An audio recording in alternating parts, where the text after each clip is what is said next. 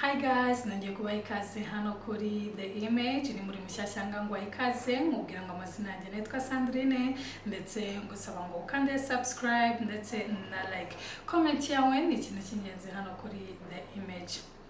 Abantu benshi rero bamaze iminsi bambaza cyangwa se bakunda kumbaza ese ni iki nkoresha ku mubiri wanjye wo ku ruhu rwanjye rwo mu maso ku buryo ruhora rutoshye rusa neza nta giheri nta gatashe, bagatekereza ko wenda hari nk'ibintu nisiga bidasanzwe cyangwa se nk'amavuta nisiga adasanzwe, ariko igisubizo cyanjye gihora ari kimwe, nta kintu kimwe nkoresha ku ruhu rwanjye ndetse na makeup ni gake cyane ushobora kumbona nisize makeup.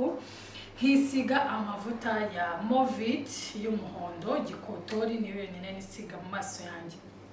Ariko uyu munsi nkaba kubereka uburyo nita ku ruhu rwanjye rwo mu maso nkoresheje ibishishwa by'umuneke. Yes, ibishishwa by'umuneke rero buriya nubwo abantu benshi cyane batabyitaho, bamara kurya umuneke bakawujugunya, ariko ibishishwa by'umuneke ni ikintu cyiza cyane kirimo ibyo bita phenolic, biri contained birimo intungamubiri nyinshi, antioxidant n'ibindi bintu byinshi cyane birwanya iminkanyari ndetse bigakura na microbe ku ruhu.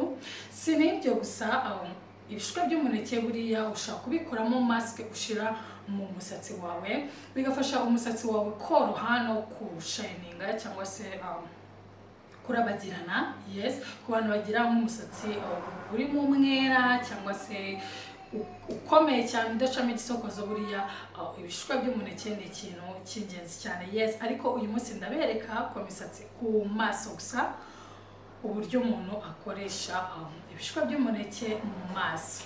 Thank you.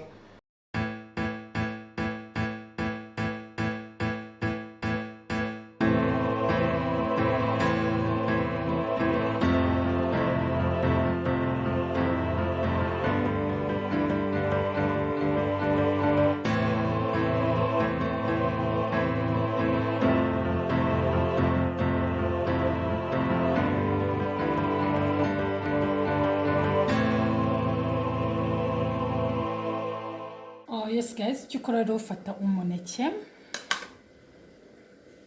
ugakuraho ibishishwa,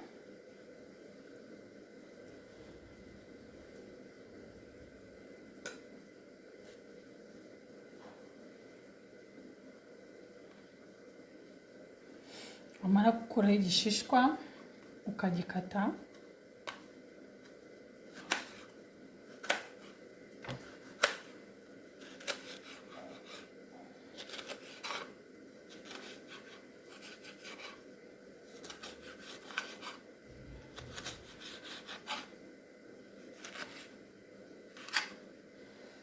kano kagasigaza. Wamara gukata ibishishwa by'umuneke ugakata n'umuneke. Umuneke wo wenda ntabwo ari ngombwa ko ukoresha wose,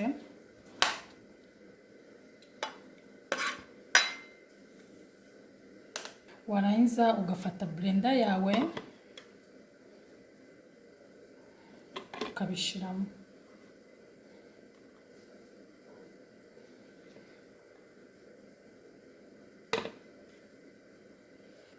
Ikindi kintu rero shiramo ni amata make cyane.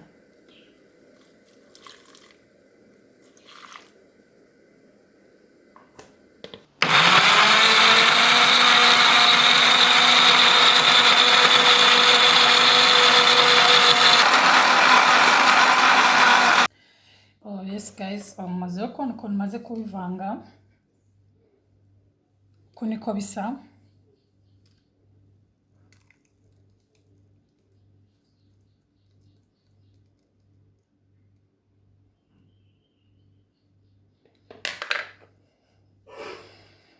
Ibara ry'umuneke riba ryijimye, ugahita utangira kubyisiga. Yes guys, nk'uko mumaze kubona ukuntu maze kubivanga, nk'uko niko biba bisa.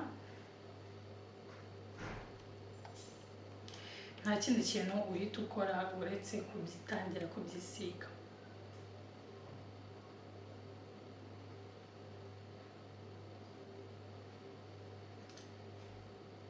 So guys, ntabwo rero nzajya mbereka gusa ibintu umuntu akora kugira ngo yite ku ruhu rwe, ugomba no kumenya ibintu byica uruhu rwawe. hari ibintu byinshi cyane buriya bituma uruhu rwawe rwangirika. Nubwo wenda hari abantu bagira ibiheri, hari igihe kigera abantu bakagira ibiheri bikanga gukira, abantu bamwe bakavuga ngo ni imisemburo, abandi bakavuga ngo ni imyaka, ngo hari ibiheri biza kubera imyaka runaka, igihe cyagera bikagira gute bikazagenda.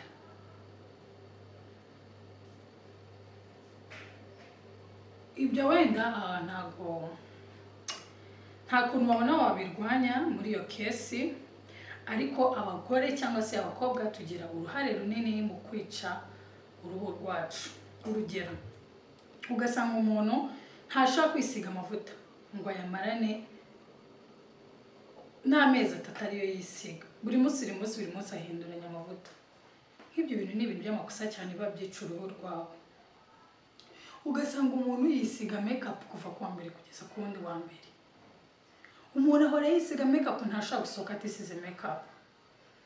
Kandi akenshi ugasanga na makeup akoresha ni makeup za fake. Habo makeup zihenze cyane, nziza, zidashobora gupfa kwicira uruhu, ariko abantu benshi bakoresha makeup za fake. Abantu benshi nubwo bazi kugura makeup, cyane ko makeup buriya zinahenze cyane. Makeup zirahenda pe, zirahenda cyane. Buriya iyo ugiye kugura makeup original zishobora kuguhenda cyane. Abantu benshi rero kubera wenda ibibazo by'amafaranga n'iki bagura makeup zihendutse. Nyamara uko makeup idafite quality nziza, niko iba itagira gute, niko iba itarimo ingredients nziza zishobora kurinda uruhu rwawe. Uko rero ukomeza wisiga makeup igihe kinini, ukisiga makeup z'ubwoko bubi, zangiza uruhu rwawe. Ni ukwitondera amavuta wisiga, makeup ukoresha. Ese wisiga makeup inshuro zingahe? Abantu benshi buratwicira uruhu. Ikindi kintu ugomba kumenya, ese uruhu rwanjye ni ubuhe bwoko? Impu buriya ziratandukanye. Ugomba kumenya ikintu gituma umubiri wawe wo mu maso wangirika. Yes, icyiza rero cy'iyi maske, ibiba bisigaye urabibika muri frigo yawe, ukaba wayikora nka 3 mu cyumweru. Kamitegereze byume, tegereza byibuze iminota 10. Yes guys, ngira ngo murabona ukuntu yafashe, ni nyuma y'iminota 10. Yafashe ku buryo ndi kumva uruhu rukurura. Ntabwo ndi kumva ndi kubasha kuvuga neza. So reka maze nkaraye mu maso mbone kugaruka. Yes guys, ndaje rero gukaraba mu maso. Nkuko mpora mbibabwira, iyo umaze gukora mask ukajya gukaraba mu maso, ntabwo ushyiraho isabune. Please, ntabwo ushyiraho isabune, kuko iyo ushyizeho isabune za vitamine zose mask bimaze gushyira ku ruhu rwawe zose zitazijyana na ya sabune, kandi byibuze vitamine ziba zigomba kugumaho mu masaha 24 akurikira. Yes, ikindi kintu mbere ko ukora mask ni byiza yuko ubanza ugakaraba mu maso, kubera ko nimba wisize mask yo mu maso hariho makeup ku ruhu rwawe cyangwa se hariho ayandi mavuta, no kuvuga ngo ya mask ikuraho ya makeup cyangwa se amavuta yarari, ariko ntabwo ikuraho imyanda ubwayo y'uruhu. Ni ngombwa rero yuko ubanza ugakaraba mu maso mbere yo gukora mask, warangiza ugakora mask, warangiza ugakaraba, nibwo mask ibasha gukuraho ya myanda yose iba iri ku ruhu. Thank you so much for watching. Now utaha.